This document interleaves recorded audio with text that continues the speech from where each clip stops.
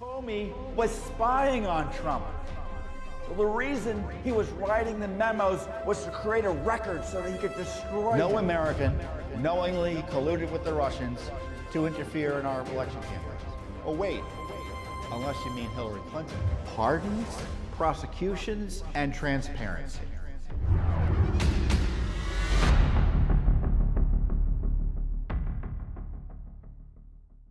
Hey everyone, Judicial Watch President Tom Fitton here with our weekly update here on social media. Thanks for joining us again this week. The election crisis continues, an important update on that. Supreme Court battle involving Texas. I'll give you the highs and lows and ins and outs of that, plus new information about the Biden corruption scandal, specifically the admission by the Biden camp, his son, that the FBI is investigating him. On top of that, Judicial Watch has new documents, because we're really the ones doing the real investigation, in my view, about Burisma and what and who knew what about the Burisma scandal. Plus, there's a Chinagate scandal involving a member of Congress I want to tell you about as well. So a lot going on. First up, I got to be careful what I say, because our censorious overlords in big tech, specifically Google, which runs YouTube, has told us that if we say certain things about the presidential election, they'll take our video down. So I'm not quite sure what I can say. I've been told what I can say, but it makes no sense to me. So unless, and of course, and I might be able to say certain things if we put what I consider to be false disclaimers up.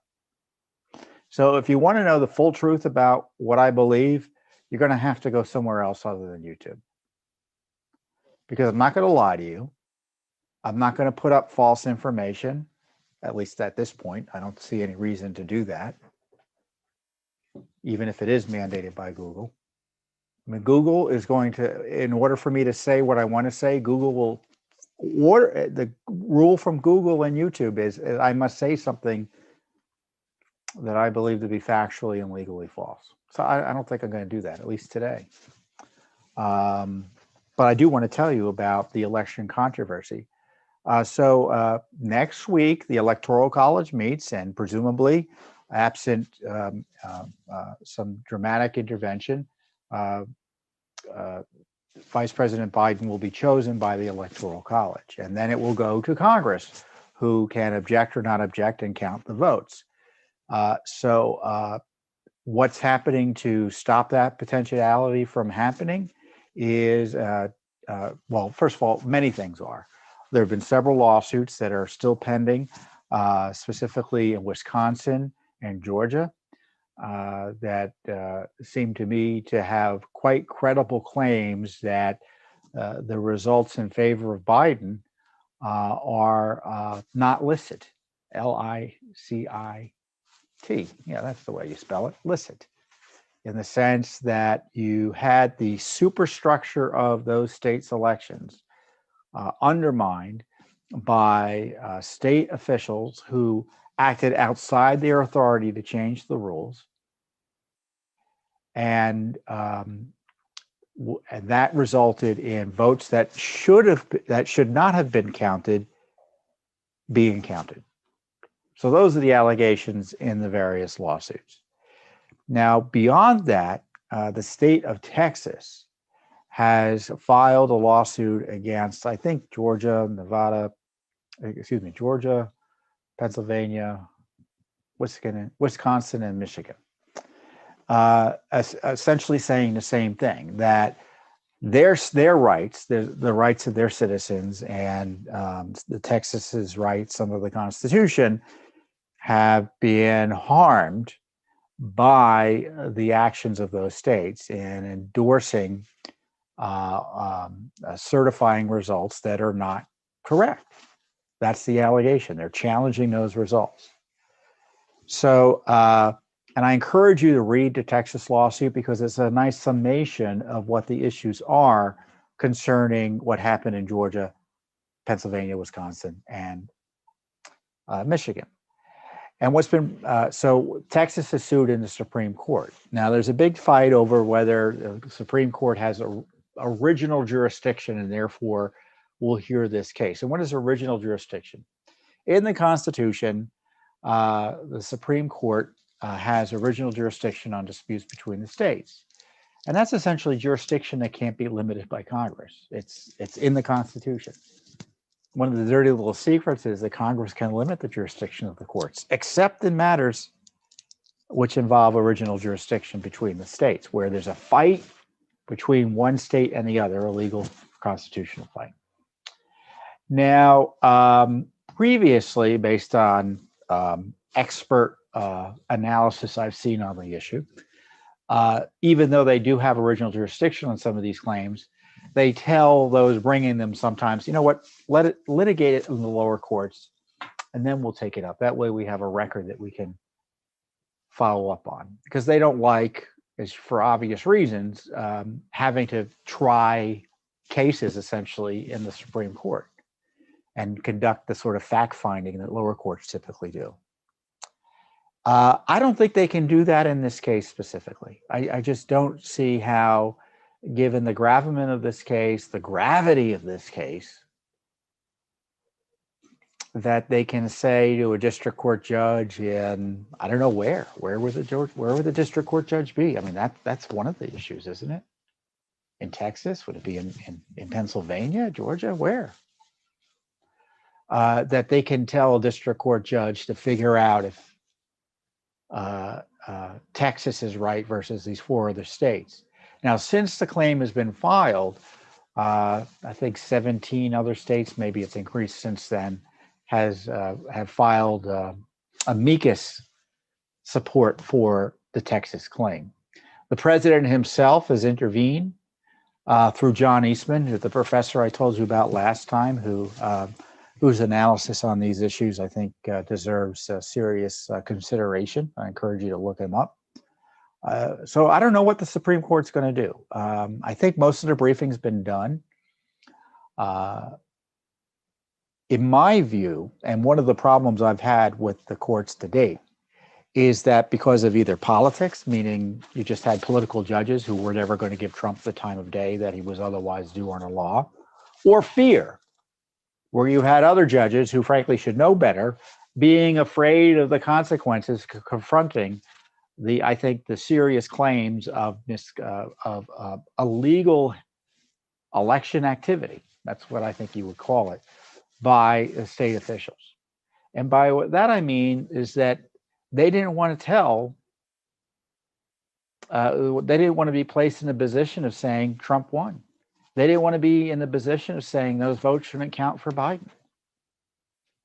They refused to be put in that position, even though that's what we're paying them to do. So in my view, the judges have failed to address this issue largely for 2 reasons: fear and politics.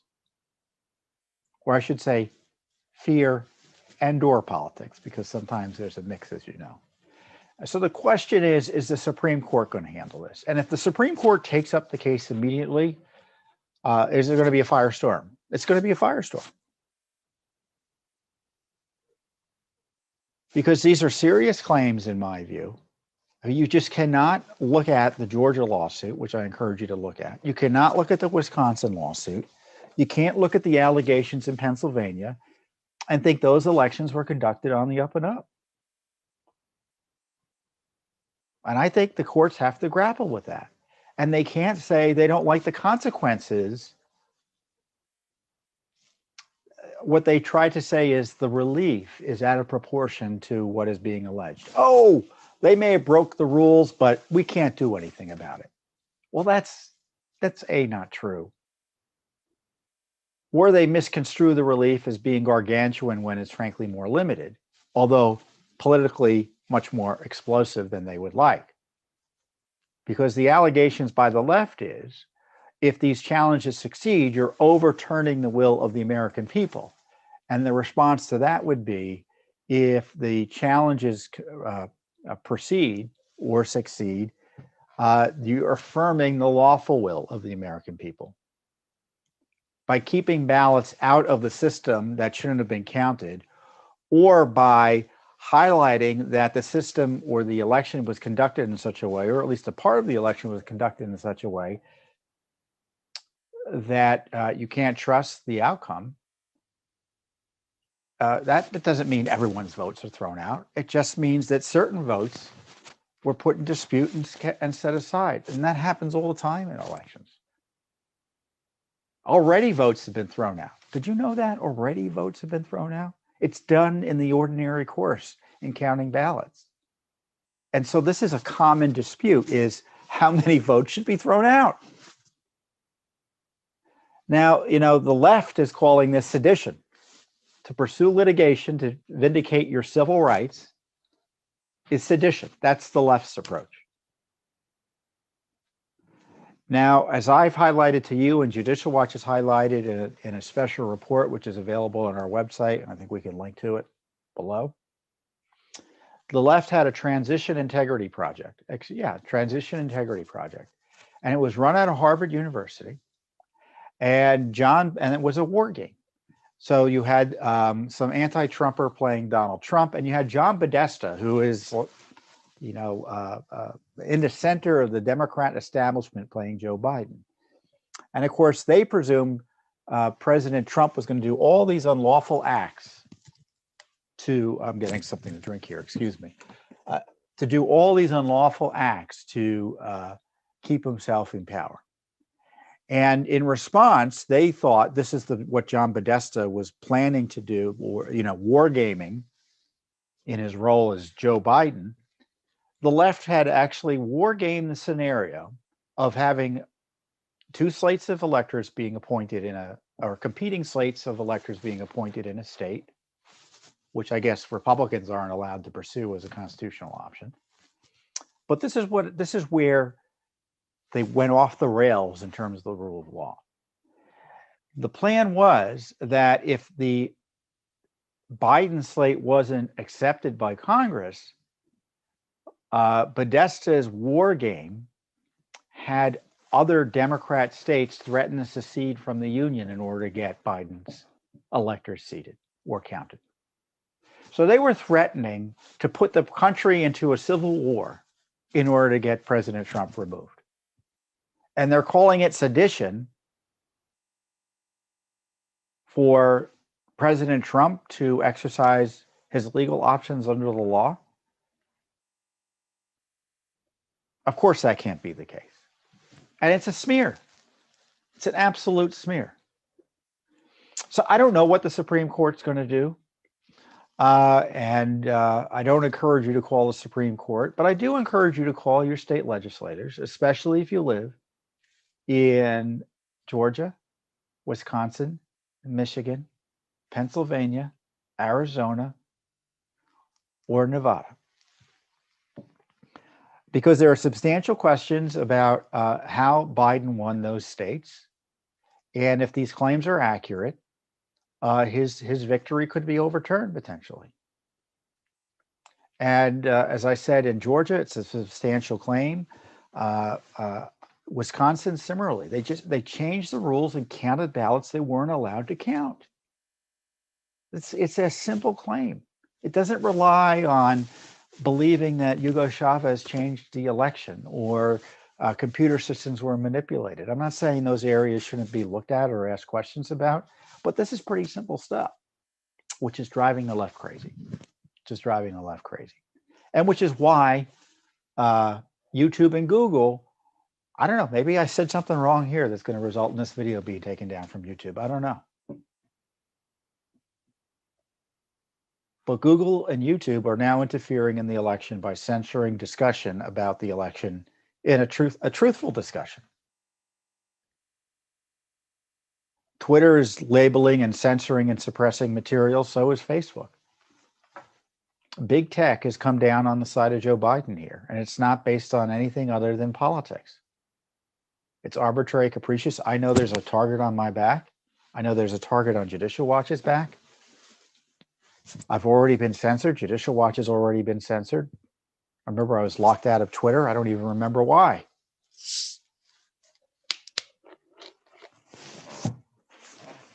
So call your state legislatures. So getting back to what I was talking about, call your state legislators, let them know what you think about whether they should endorse and ratify the elections by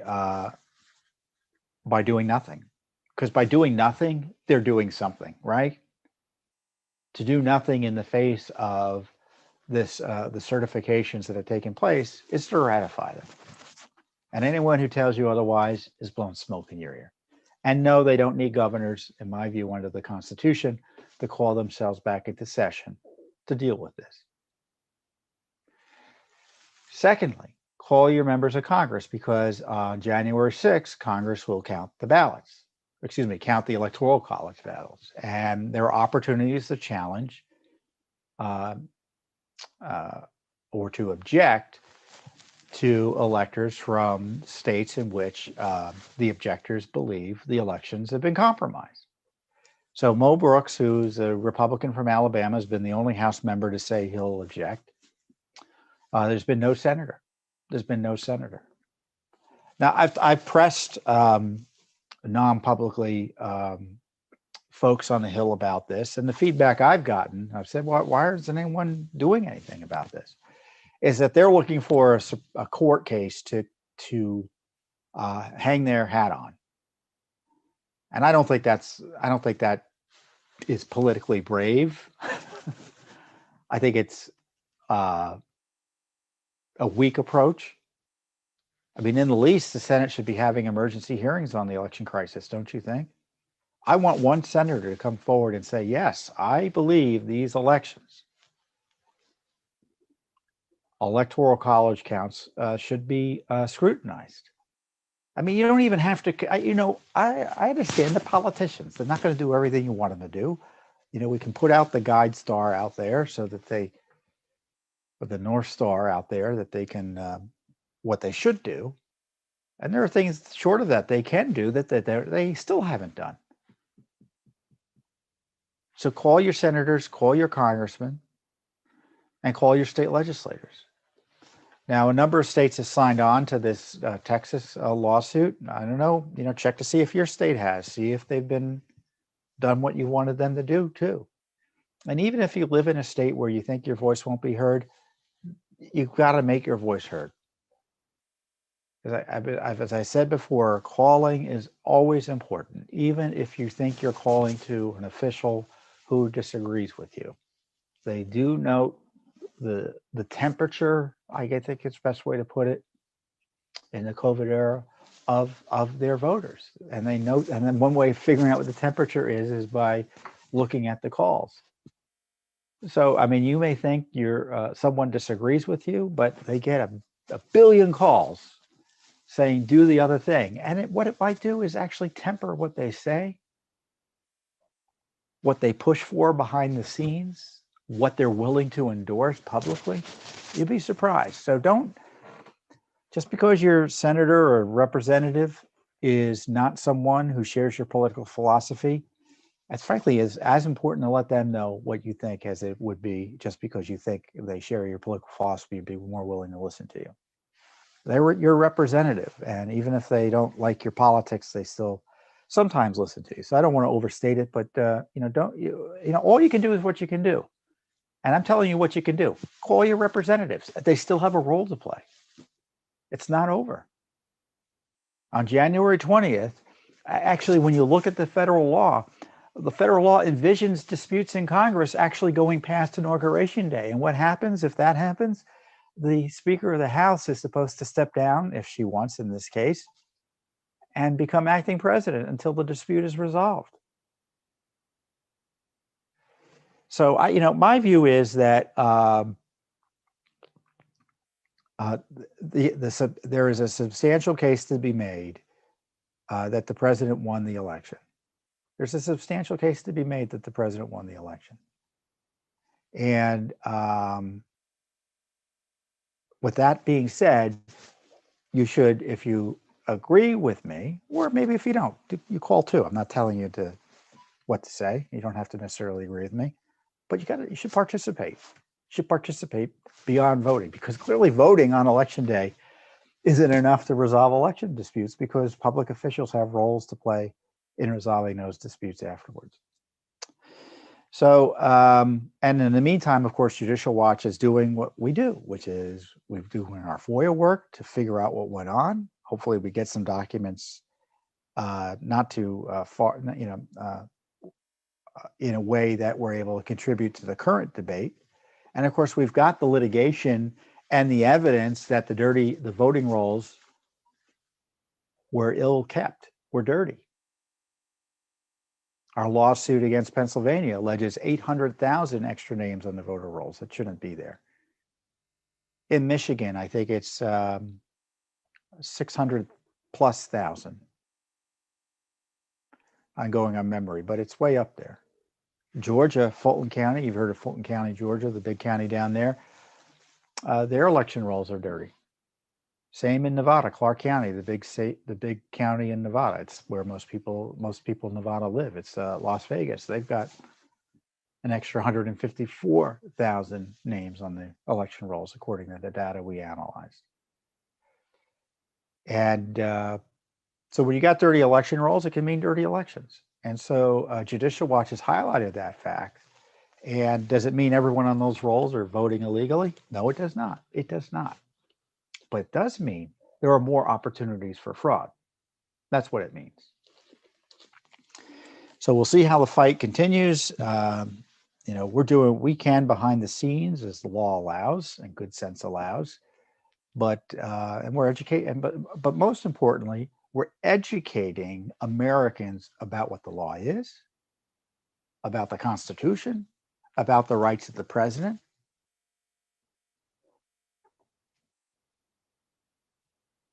Because big media is lying to you. Big tech is lying to you. And we're not going to lie to you. So speaking of big tech lies and big media lies, the big news this week is old news, but it's big news because it's been confirmed by the target of the investigation, is that Hunter Biden announced that he's being investigated by the FBI over, quote, tax matters. Now, I don't know why we should believe anything Hunter Biden says, but it's confirmation we were right. Rudy Giuliani was right. Donald Trump was right. The New York Post was right. And big tech was lying to you and involving themselves improperly in the election by suppressing information about the Hunter Biden scandals. Now, I don't know what the scope of the investigation is. You can't rely on Hunter Biden, obviously, to tell us what it is. Other reports suggest it's broader. Other reports suggest it goes back to 2018, which I don't buy at all. I do buy they should have been investigating him back in 2018 and probably knew they should have been investigating him, but I have little doubt they were doing zero in the way of an investigation since then. And of course, the media was active in suppressing this information. And it wasn't because they didn't believe it. It's because they're liars. They were partisans acting on behalf of Joe Biden. Same thing with Twitter when they were preventing the release of the sharing of that New York Post story that broke open the laptop scandal. Now, you may recall, and there's a video we had with Rudy Giuliani back before he started getting involved in this election battle stuff, because he had gotten the Hunter Biden laptop material out. So you may recall that I talked to Rudy Giuliani on a special Judicial Watch report about this issue, and he highlighted there was more than enough evidence to indict Joe Biden months ago. And the media has poo-pooed this and downplayed this purposefully and dishonestly.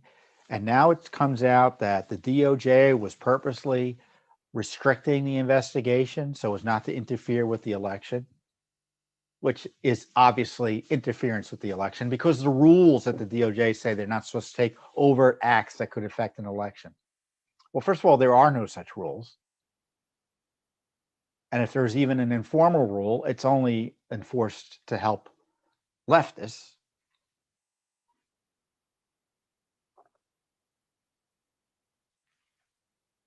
Well, how do they explain suppressing the investigation in 2018?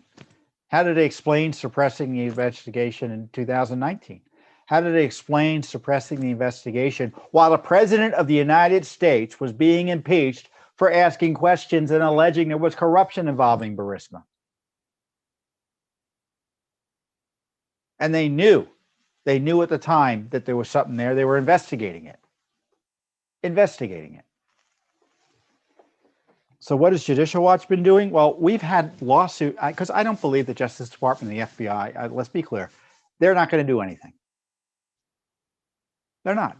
Joe Biden's brother is supposedly under investigation. But the fact that he is the presumptive president of the United States at this point, that he is and could be, and obviously if he's president, they're not going to target him. They're simply not going to target him. And they're going to walk around on eggshells, really, anything about his family. So if I were the president, I would appoint a special counsel to investigate, special prosecutor, I call it, to investigate Joe Biden. The fact that he hasn't been indicted already, to me, is a sign of corruption by the Justice Department and FBI. These cases don't take forever and a day to investigate. This is basic money laundering. The FBI can get this material in a half sack if they wanted to figure out where the money went, who did what and where. I mean, this is not rocket science if you're the FBI and the Justice Department and the resources they can bring to bear. The fact that nothing's been done to date is a signal that the investigation's been handled corruptly and politically. So what will Judicial Watch do in the meantime? Well, we have our litigation already set up that's investigating virtually all of these issues. We have just come up with new documents. Remember Ambassador Yovanovitch, the Obama ambassador that was kept on by or reappointed by President Trump, who obviously was an anti-Trumper. Remember, she was testified at the hearing, and she said, she didn't know much about Burisma. Well, look at this email we just found, thanks to a Judicial Watch lawsuit. Again, not voluntarily turned over to us. We forced the State Department to turn this over to us. So essentially, someone was trying, I'm not going to bore you with the detail behind it, but someone was trying to set up an event involving Burisma, their lobbyists, and other entities. And this is what the event was. It's an email from, maybe I should just give you the background. It's the former it's a former ambassador to Estonia and Serbia, and he worked at the McCain Institute. I knew there's something I wanted to tell you about the background, so it's just perfect in that regard, right? This is back in 2017, and they wanted to do a leadership development training in Ukraine that for their prosecutors that would be funded by Burisma. And the idea was suggested by none other than Sally Painter, the former Clinton commerce official, who was Burisma's lobbyist at the Blue Store Strategies.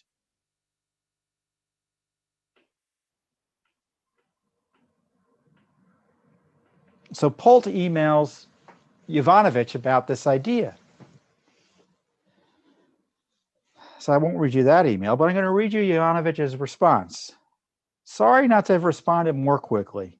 I will get back to you with a fuller response, but I would urge caution in dealing with the Burisma Group. It is widely believed that the owner was the beneficiary of the corrupt justice system here, and I think to the extent that anyone is aware that Burisma is funding the training, there would be raised eyebrows in Kiev over the irony of Burisma training prosecutors and to what end. There's more. I don't need to tell you anymore, do I? And Yovanovitch had said, let me see if I have the quote here. During her testimony before the House Intelligence Committee in the impeachment proceedings, Yovanovitch said she didn't have much knowledge about Burisma and noted that she only learned of its connection to the Biden family through press reports she read while preparing for her Senate confirmation hearing.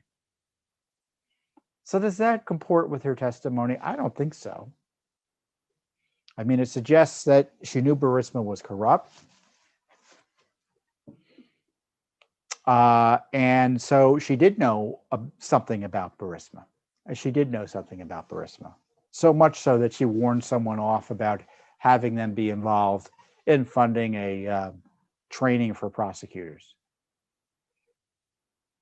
So what does this document show? That Yovanovitch, in my view, wasn't being forthright with the committees trying to throw out Trump. Secondly, the Obama State Department knew, and this is more evidence that they knew because there's other evidence out there, that Burisma was an issue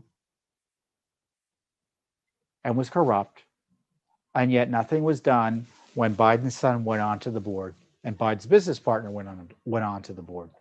And now he evidently is being criminally investigated because of these relationships. And based on the information from the Hunter laptop and other testimony and information given through public, Mr. Bobulinski, for instance, who talked to Joe Biden directly, they were using this money to help Joe Biden.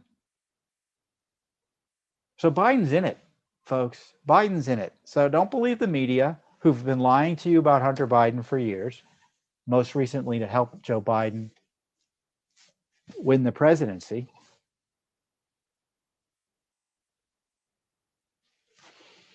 So this is why you support Judicial Watch, I presume, because you don't trust the Justice Department, the FBI, and the media to do the right thing. This is what we do. We get this information out there, and more is coming, because as you know, they just dole out this material as slowly as possible, and in minimal amounts, but more is coming. So we're like the Energizer Bunny. We just keep going and going and going as the Justice Department gives up, as the FBI gives up, as Congress gives up, and the media never was interested, so they're never really in the race anyway. So as we get more documents, I'll obviously keep you updated. Before I go, I do want to talk about Representative Eric Swalwell, who has been implicated in a Chinese spy scandal. There was a woman named, I don't know how the name is pronounced, Fang, who was, according to the FBI, believed to be a Chinese intelligence asset.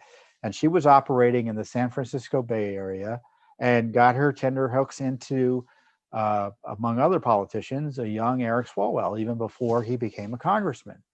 And the allegations are that, she was doing this on behest of the Chinese communists. Now, Swalwell, as you know, was a vicious anti-Trump liar. I don't use that word lightly, but he lied about Russia collusion in a knowing way. He knowingly lied about Russia and Trump. And just a year before he began pushing that, he had been warned by the FBI that he was targeted by this intelligence asset. Now, some have alleged that the relationship was more than she was bundling money for him. And the stories are that there was something more substantial there as a relationship. I don't know whether that's true or not. So, I'm not going to get into that. But of course, he's refused to disclose the nature of the relationship. What were they doing together? What were his communications like? He's on the Intelligence Committee still. How was that possible? And I know many people are having great fun with Swalwell. This is pretty serious stuff. And, how broad was it? There were other members of Congress who were targeted by Fang, who, by the way, is now in China. And, Dianne Feinstein had a spy there. It looks like there was an event involving, Feinstein had a spy placed in her office by the Chinese. And it looks like there was an event that featured both alleged spies and Swalwell. So, what's going on there? How big is this issue? And isn't it interesting that the FBI gets wind of a foreign intelligence operation targeting members of Congress or public officials, and of course they give them a defensive briefing. But they never gave a defensive briefing to President Trump. In fact, any defensive briefings they were giving were actually opportunities, they admitted were opportunities to spy on. That shows you how corrupt this FBI is and the Justice Department. So obviously we'll be investigating that. And I would just call your attention to the fact that the Chinese, and I've always been, and I may have talked about this before, China money in American politics goes back a long way. The Chinese bought and paid for Bill and Hillary Clinton's presidency. There's no doubt about that. They funded his run for governor. They funded his presidency. They funded his reelection campaign. I mean, his initial run for president and then his reelection campaign. He had Chinese generals literally in the White House at fundraisers. We represented one of the folks, Johnny Chung, who said the White House was like a subway. You put a token for the gate to open up. And he had talked with an intel official of China about them liking Clinton and wanting to see him reelected. So it's no surprise that they would target Joe Biden's son, set him up, give a bribe to Joe Biden through his son, and obviously they've got this active measures campaign here in the United States to influence officials here, namely Eric Swalwell. And you know, this person's probably getting a medal back home in China, because she not only had access to someone who was on the Intelligence Committee, but has compromised someone on the Intelligence Committee. So it's urgent he be kept off, at least until we figure out what went on, until he's more forthcoming. Frankly, I don't believe anything he said, given the way he's been behaving. He's not trustworthy. He's not trustworthy, Eric Swalwell. And this isn't a question of not liking his politics. This is a man who has access to our nation's top secrets because of his role in the Intelligence Committee. And it's urgent for our national security that be stopped. So we'll follow up as we always do on these issues. And I'll see you here next week on the Judicial Watch Weekly Update. Hopefully we'll have some news from the Supreme Court and the other court issues. But by then, the Electoral College will have met, and we'll have some more certainty about what's going to happen in January. So I'll see you next time here again on the Weekly Update.